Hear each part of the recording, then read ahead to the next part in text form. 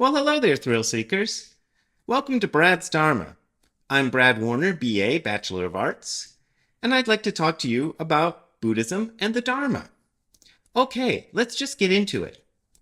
Well, this thing I want to discuss today is about a video I put up 6 years ago, and it's called Is Enlightenment Delusional? And I got a comment on that video, and oh God, I can't do this. I'm sorry. Just hold on a second.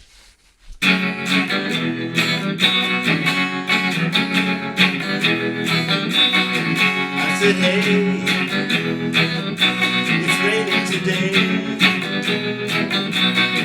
I said, hey, it's raining today.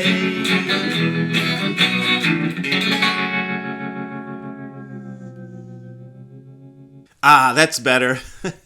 Oh boy, I couldn't take much more of that. Anyway, the song you just heard was called It's Raining Today, and it's by the Angry Samoans, who were a hardcore punk band who went through this kind of psychedelic phase, and that's one of the songs from their psychedelic phase. I always loved that one, and I played it because, well, it's not raining today, but it rained yesterday, which is really rare around here. We had a lot of rain in the spring, and then we haven't had any rain since like April or something, maybe in May. Anyway, so that's why I did that song. And I wanted to say that my little parody of Doug's Dharma that I did, that bit opening was, in case you didn't know, was a parody of a YouTube channel called Doug's Dharma.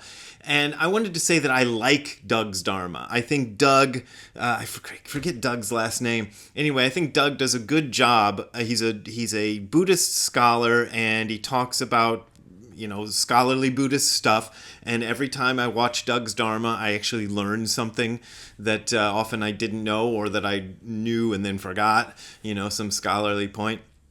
So that wasn't meant to be mean. But sometimes when I'm on this channel and somebody's complaining and I read the letters of complaint or the comments of complaint that I get, they're not letters. Anyway, I tell people that they should just type in Doug's Dharma and hit send on YouTube and they'll find something they like. Because I think when people complain about my style of stuff, what they want is a Doug's Dharma kind of video, and Doug's Dharma is there for them. If they want to see that kind of a video, it's great. Like I said, I like what he does, but it's not what I do. And if you don't like what I do, then I just suggest you don't watch it. That's all. I mean, I think it's easy. So, getting back to the main point of this video, as I started when I did the Doug's Dharma bit, I rewatched a video that I made 6 years ago, and it was called Is Enlightenment Delusional? And I will leave a link in Patreon and YouTube in the little section below the video so you can go look at it yourself. And I liked it. I thought, well, that video held up pretty well. Often I'm pretty critical of my own stuff. But I thought maybe there's more to say about part of that video. So to summarize what that video was about, somebody sent me an email, a very long email explaining exactly why enlightenment experiences and mystical experiences and so on are just delusional. And he compared them to, states of dissociation or hallucinations. I don't know if he said hallucination, but I mean, the implication was there that these were hallucinatory, sort of delusional experiences. And I explained why I think they're not. In a nutshell, to believe that enlightenment experiences or mystical experiences of any kind are merely delusional, you have to believe that your senses are perfectly conveying to you exactly what the world is. So that you're seeing, hearing, smelling, tasting, all of that is conveying exactly what the world is, and that your mental faculties are sharp enough to interpret that in the correct way. And what I say is, I don't think that's true. And I think that's demonstrable these days through a lot of scientific research, just basic scientific research. And the example I gave in the video was the example of ultraviolet or infrared light, which human beings cannot directly perceive, but other animals actually look this up, like moths and bats and mice, apparently, can perceive, I think it was ultraviolet light. but human beings can't see it except as it's conveyed to them through instruments that can detect it. But we can perceive it on some level. I know infrared is perceived by us as heat, and I believe ultraviolet is the thing that gives you sunburns. Somebody can correct me if I'm wrong. But the point is that we are familiar enough with the sort of parameters of these things that we can guess that they exist, and then we can do research and find out if they exist or not. My contention is, okay, if that's so, there is probably a lot of the universe that we cannot detect even with our instruments and scientific theories and things, because it's so far outside the scope of what our senses can convey that we couldn't even imagine it. And I think one of the things that an enlightenment experience is, and this is certainly not the whole of it, but one of the things is that if you do a meditation practice like Zazen, that's an undirected, goalless practice where you're just kind of sitting there like a mushroom and just trying to exist. That's what we do in Zazen. Sit Down and Shut Up was the name of my second book, and that's kind of what we do. And this allows you to kind of get settled enough that you are able to... I perceive is probably not the word that I want, but let's just go with it. You're able to perceive things that are outside of the realm of the senses. And I know that sounds weird and wacky, but you got to do a lot of meditation before you get there. You're not going to get there in your first year, your first 5 years, or probably even your first 10 years of meditation practice. But eventually, most of us who do it long enough get there. And that's what the sort of mystical experience is. You're opening up to the rest of the universe, among other things. Okay, so trying to get to my point, the person who wrote that email, his major complaint, the one he spends the most time on, is that people who have this experience often say that it was an experience that I had simultaneously with everyone and everything in the universe. And the writer basically says that can't possibly be true because otherwise I would have known about it. I mean, he doesn't say it in so many words, but he's very intellectual and couches it in a different way. But he's sort of like, well, everybody would have known about it if that had happened. And so obviously it didn't happen. Okay.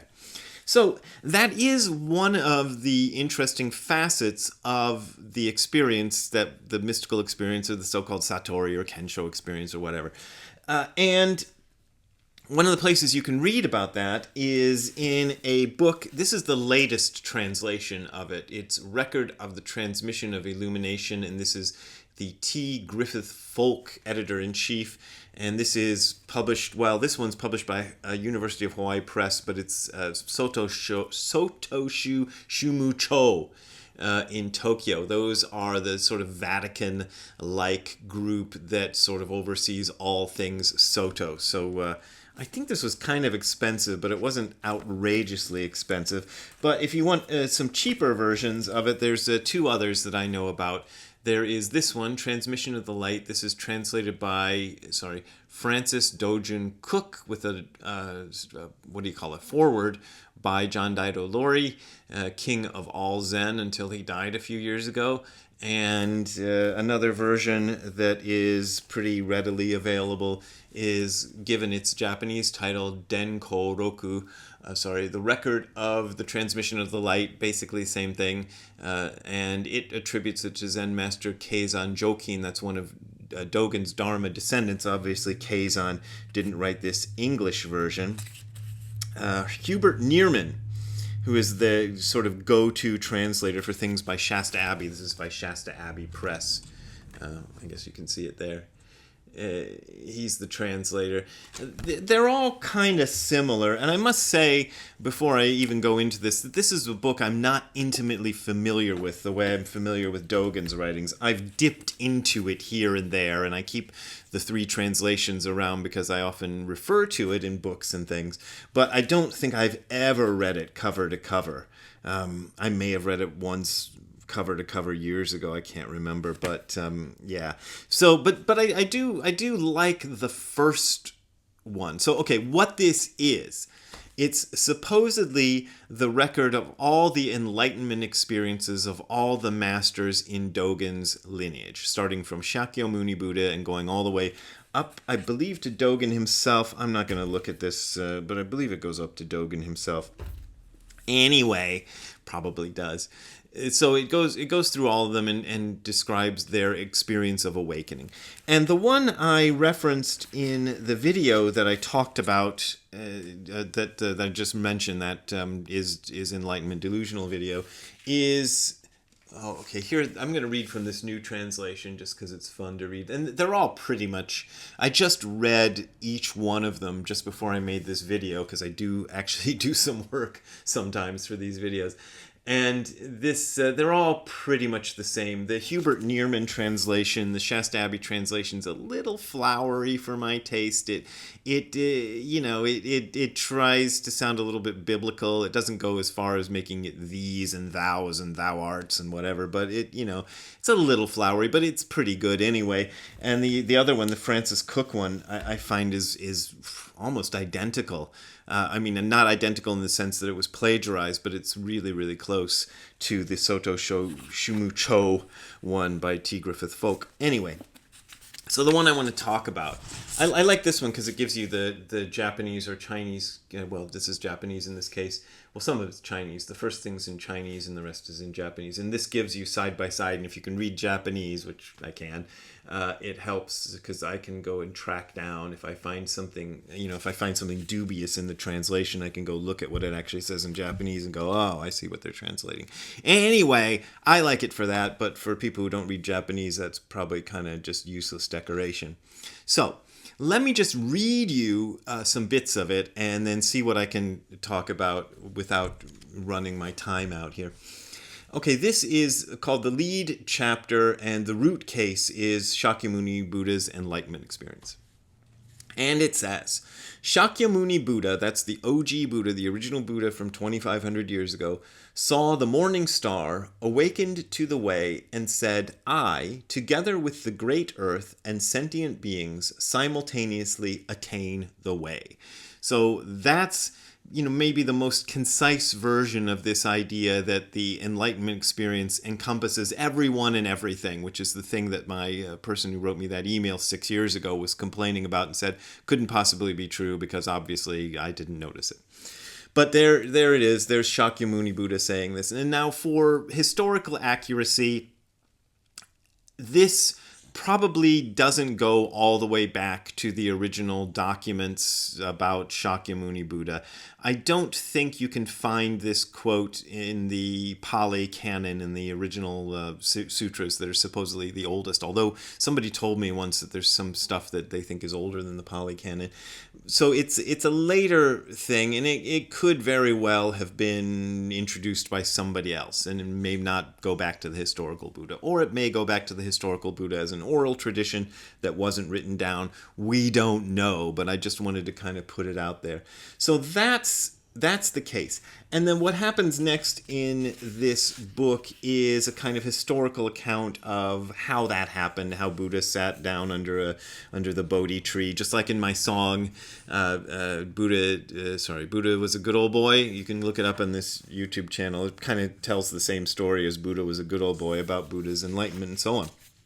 But what I wanted to get to is Keizan Jokin's explanation, Teisho, they call it in here, investigation of the case. And I'm going to read it to you. It's fairly short, but it's a bit longer than most of the stuff I read on this channel, so I hope you have a little bit of patience, because I think it's important to kind of read this whole thing, so let's get right into it. So remember that the Buddha has said, I, together with the great earth and sentient beings, simultaneously attain the way. And so what Jokin, or Keizan Jokin, Keizan, we usually call him Keizan, is going to tell us is how this is possible, or at least his version of how this is possible. He says, the I spoken of here is not Shakyamuni Buddha. Shakyamuni Buddha, too, was born from this I. So this I is bigger than Shakyamuni Buddha, this I who is speaking, the I together with the great earth and all sentient beings was awakened. Okay. And it was not only Shakyamuni Buddha who was born. The great earth and sentient beings, too, were all born from this I. When one lifts up a great net, all of its pieces are lifted up together. Now, this is one part where I don't like this translation, because every other translation says when a great net is lifted up, all of the openings in the net are also lifted up. And I think that's an important thing to get. And for some reason, Griffith Folk didn't include that little thing. Maybe his is a more direct translation, but it's understood that it means the net and the openings in the net. Okay, so that's the image that we're getting. In like manner, when Shakyamuni Buddha attained the way, the great earth and sentient beings also attained the way. And it was not only the great earth and sentient beings who attained the way, the Buddhas of the 3 times too all attained the way. So as you probably know, but I'll say it in case there's some people who don't know, in Buddhism there isn't just one Buddha. I mean, there is one historical Buddha that we refer to as Shakyamuni Buddha, but the sort of background or legend or cosmology has it that there are all kinds of Buddhas going back to time immemorial, even before him, and that there will be Buddhas in the future. Okay, so that's what they talk about. They all attained the way. Although this is so, Shakyamuni Buddha himself formed no thought of attaining the way. Do not regard Shakyamuni Buddha as apart from the great earth and sentient beings. Even though mountains and rivers and the great earth, all the myriad interconnected phenomena, are like a dense forest, none avoid being within Gautama's eye. So that way of expressing comes up in Dogen too. Within the eye is, well, they don't make the pun of I and I like you can in English. The word I, sorry, my leg fell asleep.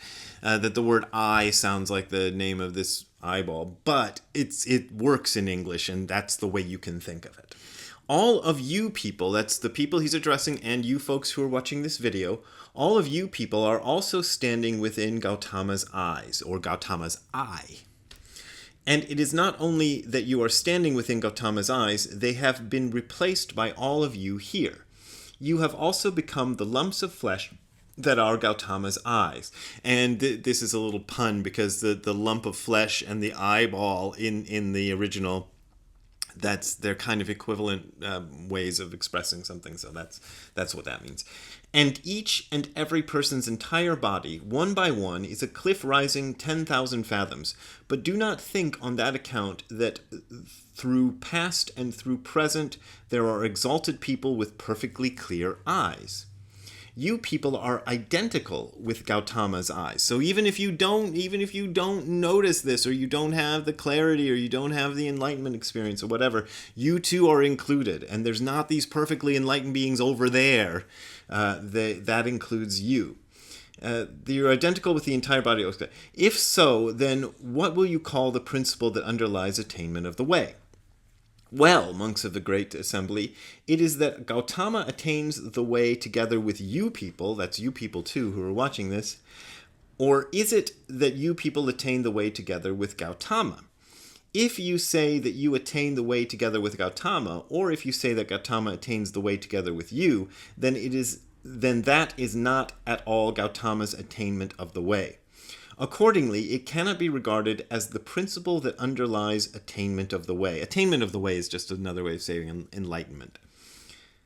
If you wish to intimately understand the principle of attaining the way, then you must simultaneously brush away Gautama and you people, and quickly understand what I represents. I, in the case of I in all the great beings in the sentient earth, whatever he says, attain the way simultaneously. That's the I he's talking about.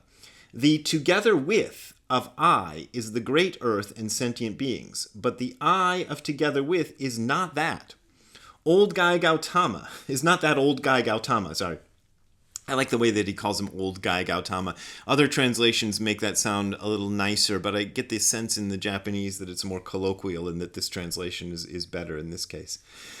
You must examine this in detail, consider it in detail, clarify I, and understand together with. Even if you clarify I, if you do not clarify together with, then you will lose the one I. While this is so, I and together with are not one thing, nor are they two different things. Truly, the skin, flesh, bones, and marrow of all of you are entirely together with. Skin, flesh, bones, and marrows refers to the enlightenment experience of Bodhidharma, which will be covered in this book later. Let's see. The Lord Master within the house. This is a reference to another koan. Let's just leave that aside, but that's what that means. That is the I. It does not involve skin, flesh, bones, and marrow, so he's contradicting himself as Dogen often does. Nor does it involve the four primary elements or the five aggregates. That's the way the Buddhists understand human beings. The four elements are four physical elements, and it doesn't really matter. We could use the periodic table and say I don't know how many are in the period, the 111 or whatever elements if we wanted to. And then the five aggregates are form, feeling, perceptions, impulses, consciousness. I think I've done videos about the five aggregates. Let's just move on. To sum the matter up in words, if you wish to recognize the undying person within the hermitage, another koan reference, but the undying person within the hermitage is the I, the one who experiences all of this, the one who you think of as you and I think of as me. How could you possibly do so apart from this present bag of skin? Present bag of skin is your body. This being so, you should not form an understanding of the great earth and sentient beings. So don't get any concepts of things. Well, if you do, just ignore them. And we're winding up. Here goes. Although spring, summer, autumn, and winter each come in turn, and the mountains and rivers and great earth change together with time, we know from old Guy Gautama's raising the eyebrows and blinking the eyes, another koan reference, but just, his activity in day-to-day life, that amidst the myriad phenomenon, there is a solitary exposed body. Another koan reference. Let's just keep moving. There is a Zen saying, would that expunge the myriad phenomena or not expunge the myriad phenomena? I'm not sure what that is, but it's another koan reference. Phayan, an old Buddhist master, said, what expunging or not expunging could one possibly talk about? And Daijing said, what could you possibly be calling myriad phenomenon? Thus you should investigate horizontally and investigate vertically until with 7 penetrations and 8 masteries you clarify Gautama's place of awakening and understand the attainment of the way by your own self. Okay, and there's a little bit more, but that's where we'll end it. So I don't know if that clarifies anything. When I read that, I feel like, oh yeah, that's really good. But on the other hand, I've been steeped in this Buddhist stuff for years, and I tried to explain it as I read it.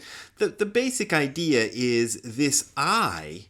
When somebody who's had one of these mystical experiences or enlightenment experiences, awakening, whatever, Kensho, says it happened with everything in the universe, myself and everything in the universe, it's not what the writer is thinking, that I myself had it and then everybody else boop, boop, boop, boop, boop, boop, boop, had it, and then we all noticed, and we all live in a yellow submarine or whatever.